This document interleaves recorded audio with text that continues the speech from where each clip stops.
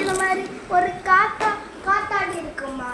அதே மாதிரி அந்த ஒரு நாடகத்துல நிறைய மாமாமார்கள் இருப்பாங்க தானே.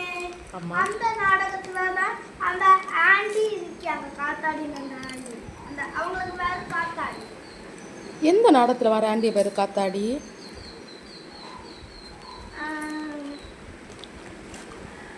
அன்னைக்கு ஒரு பஸ்ல ஒருத்தங்க ரெண்டு பேர் வந்தாங்க தானே, மாலை எல்லாம் போட்டு. அங்க இருந்து வந்து நான் கொஞ்சம் மூணு பேரு அங்கேயே தங்குனாங்களா ஒரு வீட்டுல.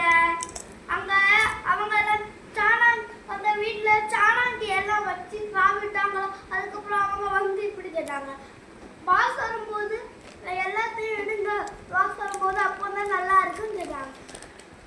அப்படியே எல்லாத்தையும் எடுத்தாங்க. அதுக்கப்புறம் அந்த காத்தாடின அந்த ஆண்டி அழகா எல்லாம் கோலம்லாம் போட்டு வச்சிருந்தது, யாருக்கும் தெரியாம. அதுதான் காத்தாடி.